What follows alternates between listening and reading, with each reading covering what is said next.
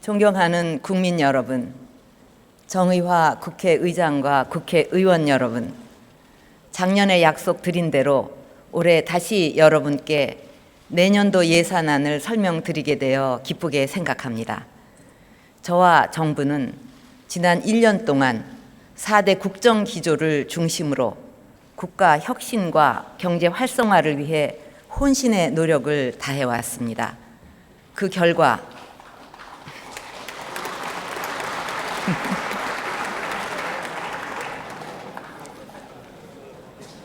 결과 우리 경제는 조금씩 앞으로 나아가고 있습니다.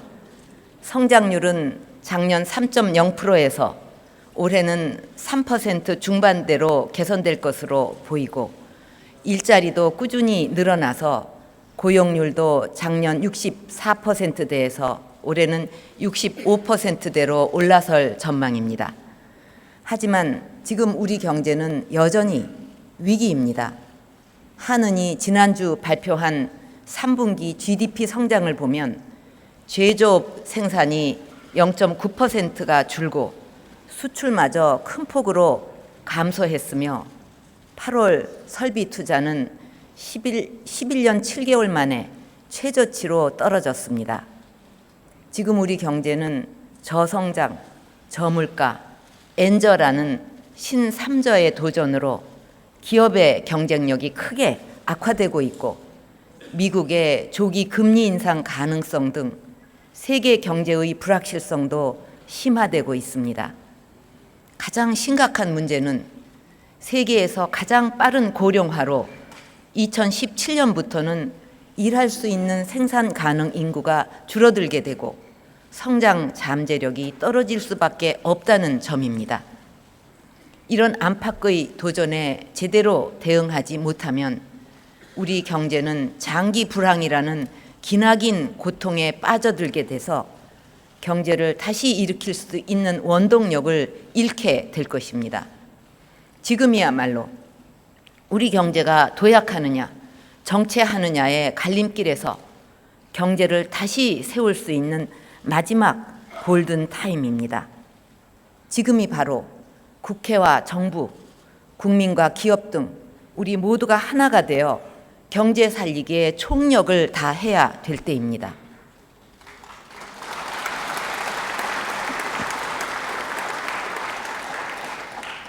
오늘 저는 이런 인식을 바탕으로 내년도 국정 운영의 기본 방향과 재정 운용 기조 그리고 예산안을 말씀드리면서 의원 여러분의 협조를 구하고자 합니다. 존경하는 국민 여러분, 의원 여러분, 정부는 내년도 국정 운영의 최우선 목표를 경제 활성화에 두고 예산도 올해보다 20조 원을 늘려서 편성했습니다. 지금 추진하고 있는 하반기 재정 보강 12조 원, 공기업 투자 확대 5조 원, 정책 금융 지원 29조 원 등 총 46조 원 규모의 재정 패키지에 확장적 예산이 더해지면 우리 경제에 큰 활력을 불어넣게 될 것입니다. 정부는 이 과정에서 재정 적자와 국가 채무가 늘어나게 된다는 점을 잘 알고 있습니다. 하지만 가계와 기업 등 민간의 지출 여력이 없는 상황에서 정부마저 지갑을 닫아버린다면 우리 경제는 저성장의 악순환에서 헤어나기 어렵습니다. 가정도 형편이 어려울 때 가족 모두가 손을 놓고 있으면 어려움에서 벗어날 수 없고, 구성원 모두가 힘을 합해 어려움을 타개해 나가야 하듯이 국가도 경제가 어려울수록 지혜롭게 대처해 나가야 합니다.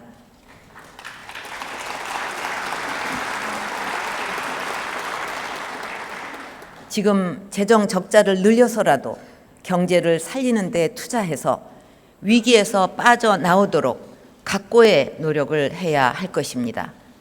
적시에 투입한 재정이 마중물이 되어 경기가 살아나고 세입이 확대되는 선순환 구조가 정착된다면 우리 재정의 기초 체력은 강화돼서 재정 적자와 국가 채무를 줄여갈 수 있을 것입니다.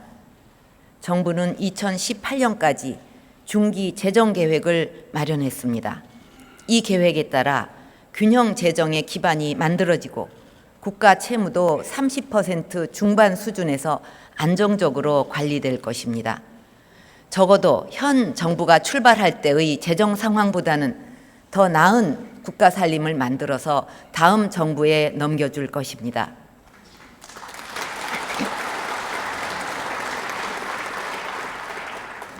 경제 활성화 노력과 함께 우리 경제의 근본적인 체질 개선과 성장 잠재력 확충을 위한 구조개혁 노력도 결코 게을리할 수 없습니다. 저는 지난 2월 취임 1주년을 맞아 우리 경제의 혁신과 재도약을 위한 경제혁신 3개년 계획을 발표하고 추진 상황을 점검해 왔습니다. 공공부문의 방만 경영과 비효율을 바로잡아 기초가 튼튼한 경제를 만들고 창조 경제를 뿌리내려 우리 경제를 역동적인 혁신 경제로 전환시키고 규제 개혁 등을 통해서 내수와 수출이 균형된 경제를 구현하기 위해 총력을 다해왔습니다.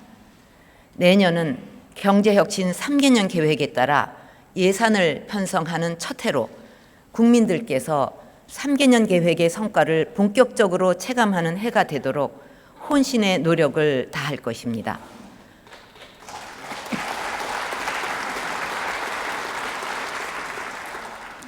이를 달성하기 위해 경제혁신 3개년 계획의 3가지 핵심 과제들이 내년도 예산에 어떻게 반영되어 있는지 국회의 이해를 구하고자 설명을 드리겠습니다. 존경하는 국민 여러분, 의원 여러분, 우리 경제가 선진 경제로 대도약하기 위해서는 비정상적 제도와 관행 등 과거의 적폐를 과감하게 바로잡아서 경제의 기초를 튼튼하게 하는 것이 가장 시급합니다. 우선 국가의 기본 책무인 국민의 안전부터 확실히 지키도록 하겠습니다.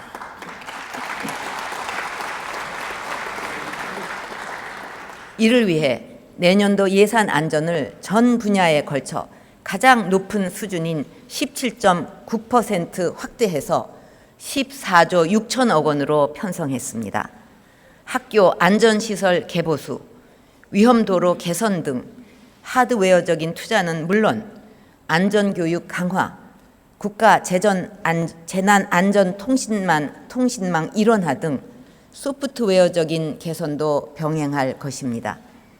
아울러 전문가 위주의 안전진단과 각종 앱 등을 활용한 국민들의 자발적인 참여를 병행하는 국가 안전 대진단을 추진하고 안전점검 결과를 토대로 취약시설에는 곧바로 안전투자 펀드나 예산을 투입해 철저히 보수 보강하겠습니다.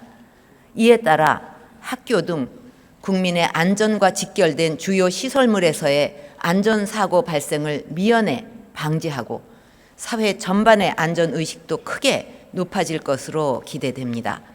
특히 안전시설에 대한 투자 확대로 경제도 활성화되고 첨단 안전제품 개발, 전문 인력 양성 등 민간의 투자를 유발해서 안전산업을 고부가가치 산업으로 육성하는 계기가 될 것이라고 봅니다.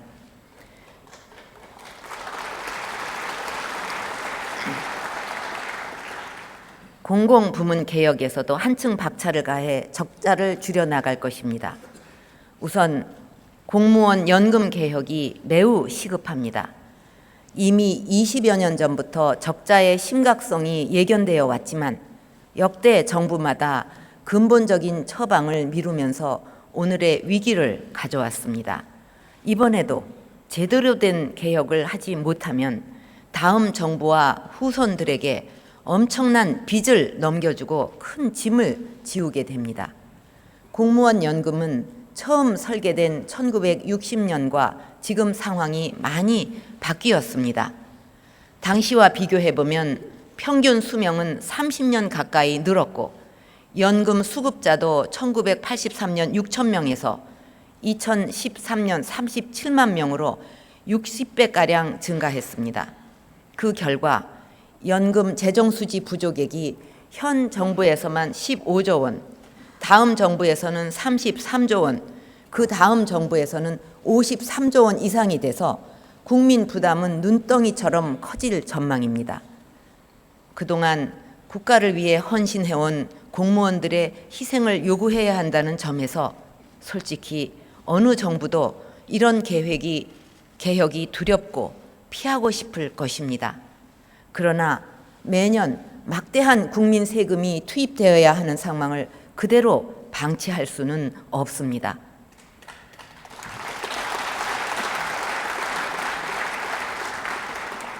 그 방치로 인해 나라와 후손들에게 큰 빚을 떠넘기고 연금 제도 자체가 파탄 날 수도 있기에 절박한 심정으로 우리는 반드시 해내야만 합니다.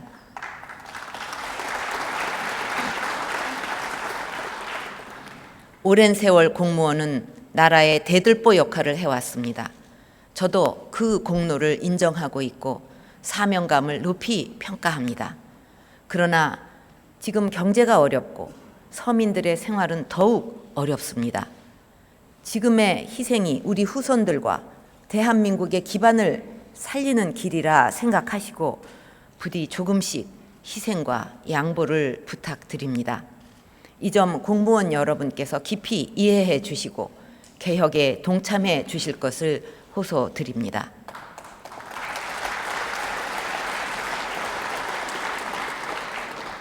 공무원 연금 개혁이 금년 말까지 마무리될 수 있도록 국회 차원에서도 적극 협조해 주실 것을 당부드리겠습니다. 공공기관 혁신도 지속 추진해 나가서 부채를 줄여갈 것입니다. 올 한 해 공공기관 정상화 대책을 차질 없이 추진해서 고질적인 방만 경영이 상당 부분 바로 잡혔고 공기업 부채도 연말까지 33조 원 이상 줄어들 것으로 보입니다. 이러한 성과를 토대로 앞으로는 공공기관의 생산성과 효율성을 높이는 데 주력하겠습니다. 이를 위해 각 기관의 기능을 점검해서 과잉 부분은 적극 조정해 나갈 것입니다. 우리 경제의 기초를 튼튼히 하기 위해서는 소외된 이웃을 위한 사회 안전망도 적극 확충해 나가야 합니다. 내년도 복지 예산은 사상 처음으로 정부 예산의 30%를 넘는 115조 5천억 원으로 금년 대비 8.5%가 증가했습니다. 먼저 464만 명의 어르신들에게 기초연금을 지원해서 노후 소득 보장을 강화하고 96만 저소득 노인, 장애인, 아동 가구가 연료 걱정 없이 겨울을 날 수 있도록 1,053억 원을 투입해서 에너지 바우처를 새롭게 도입했습니다. 모든 국민들이 건강한 삶을 누릴 수 있도록 올해 4대 중증 질환에 대한 건강보험 지원을 대폭 확대한 데 이어 내년에는 선택진료비, 상급병실료, 간병비 등 3대 비급여 제도를 개선해 의료비 부담을 대폭 낮춰갈 것입니다. 무엇보다 세모녀 사건과 같은 불행한 일이 일어나지 않도록 긴급 복지 지원 예산을 금년보다 2배 이상 증가한 1,013억 원으로 늘렸습니다. 기초생활보장제도가 꼭 필요한 급여가 맞춤형으로 제공되는 개별 급여로 바뀌게 됨에 따라서 취약계층에 대한 주거급여도 대폭 확대하였습니다.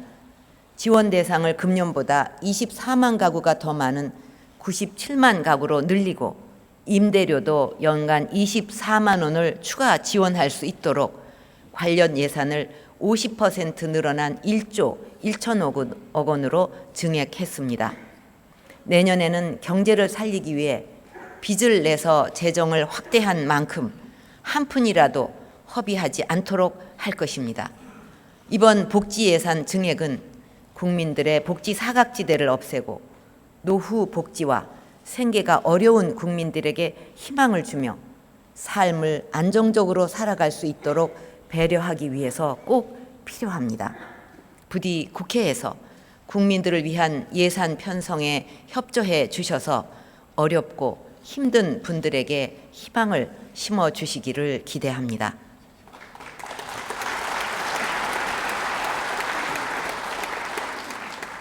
복지 수급자 선정부터 서비스 공급, 사후 관리까지 전 단계에 대한 관리를 강화하여 부정수급을 사전 예방하고 부정수급자 적발 시 일벌백계해서 재정 누수를 철저히 차단할 것입니다.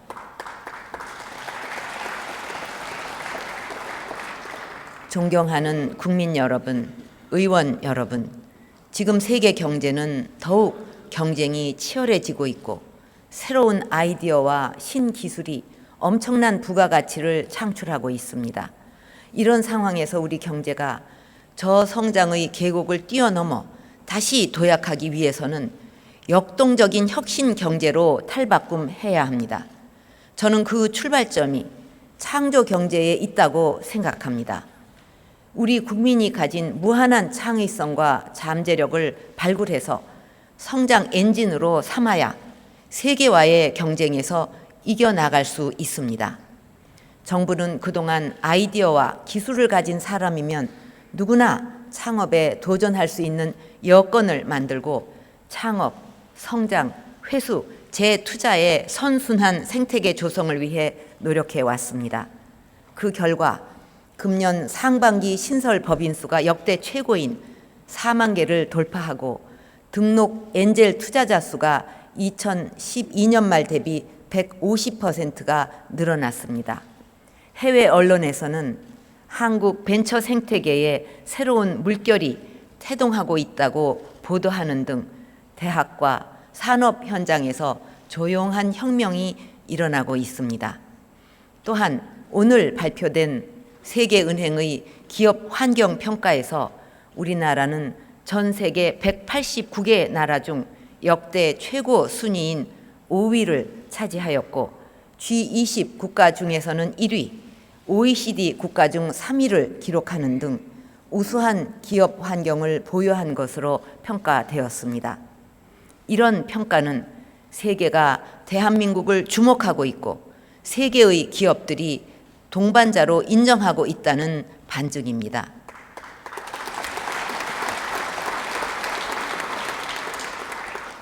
특히 창업 분야는 34위에서 17위로 상당한 순위 상승을 기록해서 그간 창조 경제를 역점적으로 추진한 정부의 노력이 성과를 보이고 글로벌 시대를 열어가는 발판을 마련했다고 생각합니다. 정부는 그 발판을 확실히 굳혀나가기 위해 현장에서 시작된 변화가 우리 경제 전체로 확산될 수 있도록 내년도 창조경제 지원에 금년보다 17.1% 늘어난 8조 3천억 원을 투입할 계획입니다. 정부는 어렵게 키운 창조경제의 불씨가 창의와 혁신의 불꽃이 되어 우리 경제 곳곳을 비출 수 있도록 대구와 대전을 시작으로 전국 17개 시도에 창조경제 혁신센터를 개설해 나가고 있습니다. 지역별로 하나하나 특성과 강점을 살려 맞춤형 창조경제 모델을 정착시키는 데 역점을 둘 것입니다. 예를 들어 대전 지역은 출연연에서 개발한 풍부한 기술이 사업화되도록 하고 세종 지역은 농업에 ICT를 접목한 스마트 팜 등을 통해 새로운 농업 가치를 창출하는 창조마을 모델을 제시하였고 대구 지역은 섬유, 자동차 부품 등 전통 산업이 ICT와 융합해서 첨단화하는 모델을 만들어 갈 것입니다. 또한 창조경제 타운 등에 접수되는 국민들의 참신한 아이디어가 실제 사업화로 이어질 수 있도록 100억 원을 신규로 투입해서 시제품 제작, 법률 컨설팅 서비스 등을 종합 지원하는 체계를 구축할 것입니다. 이와 함께 창조경제밸리 사업에 새로 308억 원을 투입해서 아이디어 발굴, 시제품 개발, 창업, 보육, 해외 진출까지 원스톱으로 지원함으로써 한국의 실리콘밸리로 육성해 나가겠습니다.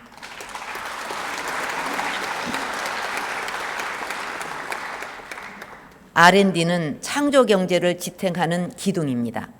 정부는 13대 성장 동력을 중심으로 R&D 투자를 2017년까지 GDP의 5% 수준으로 끌어올리고, 이를 위해 내년에는 금년보다 5.9% 증가한 18조 8천억 원을 투입하겠습니다. R&D 투자의 효율화, 내실화도 적극 추진하겠습니다. 특히 기술 지원에 목말라 하는 중소기업에 대한 출연 연구소 등의 지원 역할을 강화하고, 기술 개발의 성과가 실험실에 머무르지 않고 새로운 제품과 비즈니스로 구체화되도록 힘쓸 것입니다. 우리 경제의 역동성을 높이기 위해서는 기업들이 해외 시장을 적극 개척해야 합니다.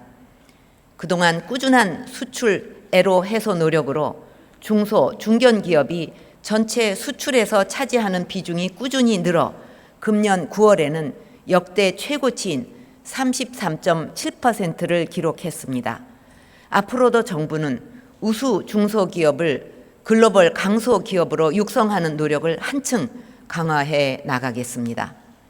내년에는 기술 유망 중소기업 500곳을 선정, 금년보다 150% 늘린 2,500억 원의 자금을 투입해서 성장 유망 분야 기술의 R&D 및 사업화를 적극 지원함으로써 중소, 중견기업의 경쟁력을 높이고 해외 진출을 가속화하겠습니다. 아울러 글로벌 온라인 쇼핑몰 판매 지원, 해외 규격 인증 획득 지원, 해외 유통망 확보와 마케팅 지원 등 맞춤형 수출 역량 강화를 위한 예산도 금년보다 160%가 늘어난 733억 원을 투입하겠습니다. 고용 창출과 성장성이 우수한 가재형 기업 500개를 대상으로 3천억 원의 정책 자금을 패키지로 지원해서 글로벌 전문 기업으로 육성하겠습니다. 갈수록 치열해지고 있는 글로벌 경쟁 환경 속에서 우리의 주력 제조업들이 시장 선도자로 도약할 수 있도록 제조업 혁신 3.0 전략도 본격적으로 추진하겠습니다. 해외 진출을 촉진하기 위해서는 FTA 네트워크도 지속 확대해야 합니다. 오랫동안 지연되었던 호주, 캐나다와의 FTA는 제가 직접 나서서 상대국 총리를 설득하여 협정문에 서명하였고, 이로써 우리의 FTA 네트워크는 아시아와 유럽을 넘어 북미와 오세아니아까지 전 대륙으로 확장되었습니다. 중국, 뉴질랜드, 베트남과의 FTA 협상도 빠른 시일 내에 타결할 수 있도록 적극 노력하겠습니다. FTA는 글로벌 경제 침체 속에서도 우리 기업의 수출 증대와 외국인 투자를 확대시키는 든든한 발판입니다. 우리 기업들이 경쟁국 기업보다 앞서 관세 인하를 통한 시장 선점 효과를 누릴 수 있도록 조속히 비준 동의안을 처리해 주시기를 부탁드립니다.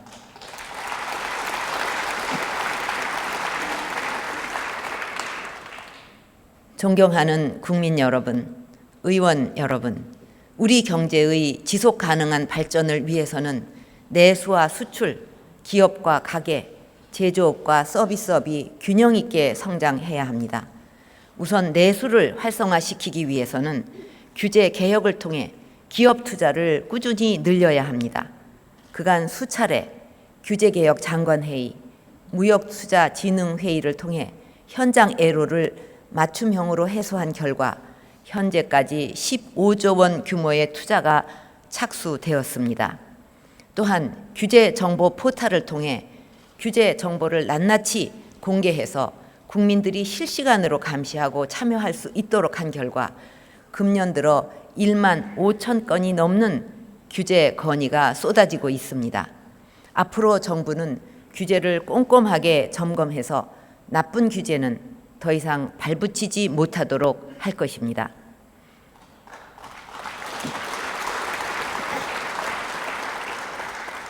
내수 진작을 위해서는 일자리를 통해 성장의 과실이 가계로 골고루 흘러 들어가도록 해야 합니다. 정부는 안정적인 가계소득 기반 확충을 위해 내년도 일자리 지원 예산을 역대 최고 규모인 14조 3천억 원으로 확대했습니다.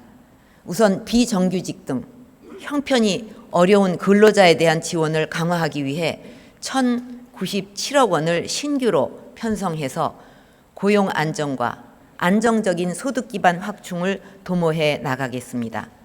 비정규직 근로자를 정규직으로 전환하고 임금을 인상할 경우 월 최대 60만 원까지 지원하고 실업 기간 중에 국민연금 보험료의 일부를 정부가 지원하는 실업 크레딧 제도도 새로 도입하겠습니다.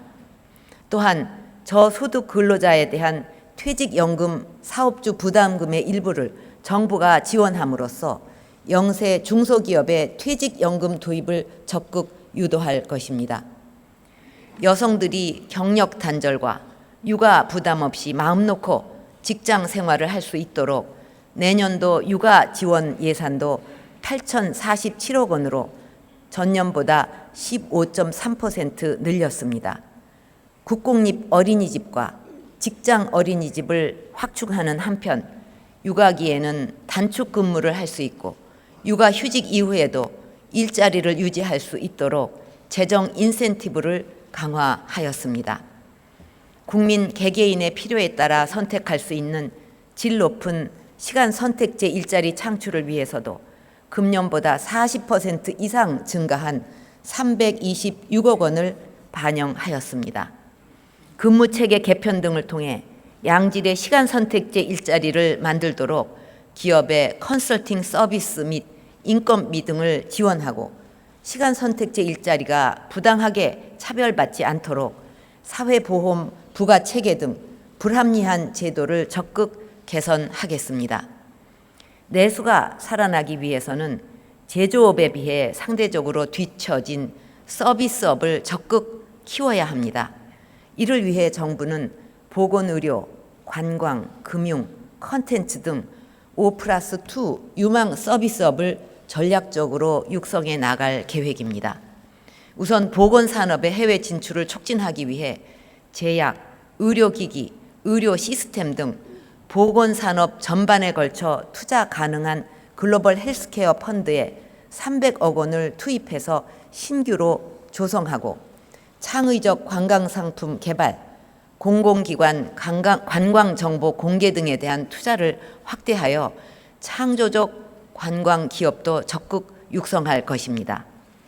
또한 음악, 영화, 애니메이션 등 컨텐츠 산업 육성을 위해 컨텐츠 펀드에 금년보다 50% 늘어난 1,200억 원을 지원하고 컨텐츠 코리아랩, 게임 개발 센터, 스토리 창작 센터를 추가 확대하는 등 초기 창업과 창직에 대한 지원도 강화하겠습니다.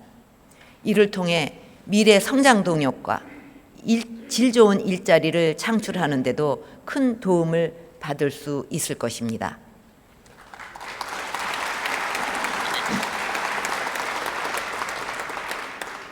존경하는 의원 여러분, 잘 아시다시피 재정만으로는 경제와 민생을 다 살릴 수 없습니다. 정부와 국회, 국민 여러분께서 경제를 살리기 위해 함께 힘을 모으고 각고의 노력을 해야 가능한 일입니다. 규제를 철폐하고 민생을 살리는 법안을 국회에서 조속히 처리해 주셔야 정책의 효과도 극대화될 수 있습니다.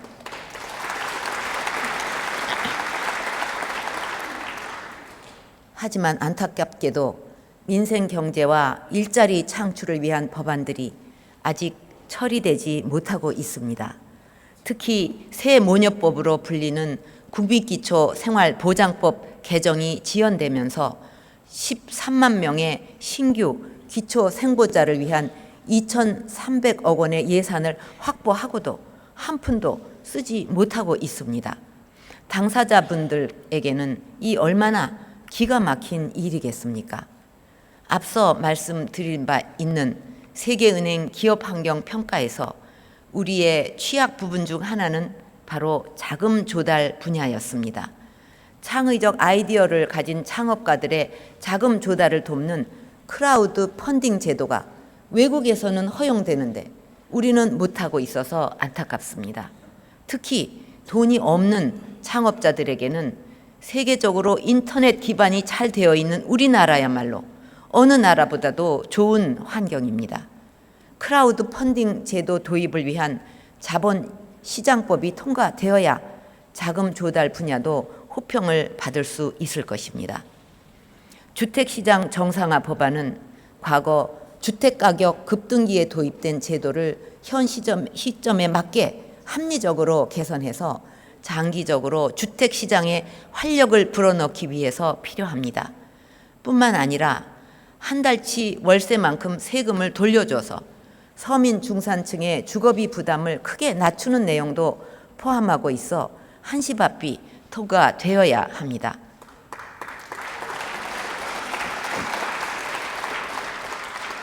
또한 잘 아시듯이 서비스 산업을 일으키지 않고서는 일자리를 만들 수가 없습니다. 우리에게 당면한 중요한 당면 과제인 청년 실업을 해결할 길도 없습니다. 낙후된 서비스업을 고부가가치 유망 산업으로 키우기 위해서는 R&D, 인력 양성 등을 체계적으로 지원할 필요가 있고 내국인에게는 허용되는 의료 광고를 외국인에게는 허용하지 않는 불합리한 규정은 한시바삐 개정되어야 합니다. 꼭 필요한 법률 개정이 제때 이루어지지 못하면 그 피해는 고스란히 국민과 국가 경제에 돌아가게 됩니다.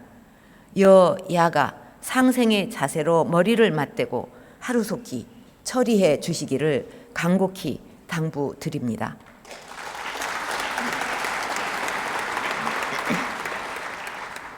존경하는 국민 여러분, 그리고 의원 여러분, 정부는 내년에 국민들께 약속드린 국가 혁신을 일관되게 강력하게 추진하겠습니다. 이번 국정감사에서 여러분들이 지적해 주신 것처럼 아직도 공직과 우리 사회에는 부패와 비리가 여전합니다. 최근 잇따라 제기된 방산 군납 비리와 같은 예산 집행 과정의 불법 행위는 안보의 누수를 가져오는 이적 행위로 규정하고 일벌백계 차원에서 강력히 척결해서 그 뿌리를 뽑을 것입니다.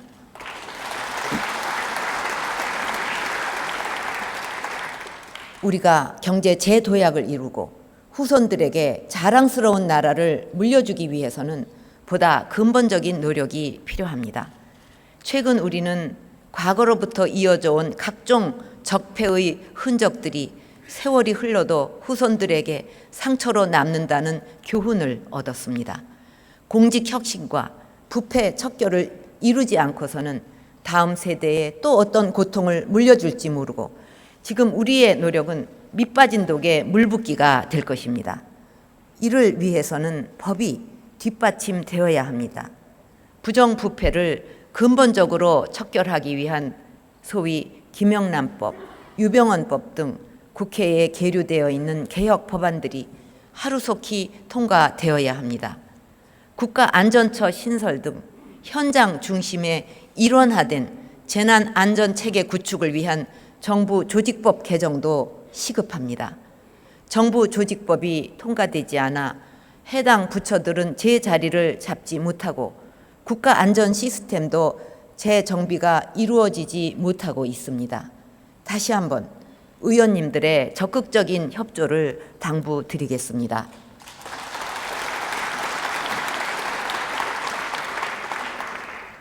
존경하는 국민 여러분, 의원 여러분, 이번 예산은 최근 우리의 경제, 재정 여건이 상당히 엄중한 상황에서 과감하고 선제적인 대응으로 경제를 활성화시키고자 부득이 확대 편성한 것입니다.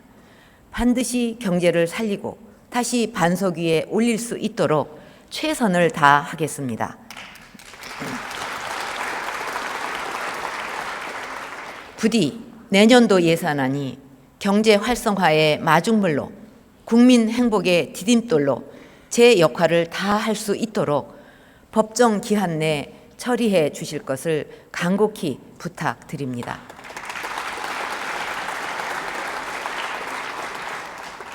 국민 여러분, 우리 국민들에게는 어려운 상황에서도 경제를 일으킨 저력과 강한 정신력이 있습니다.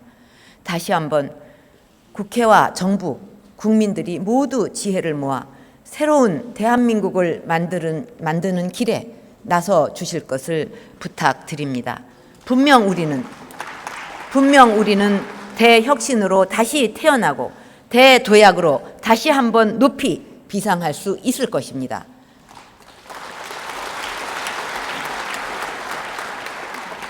우리 모두 한 마음으로 노력해서 대한민국의 새로운 미래를 힘차게 열어갑시다.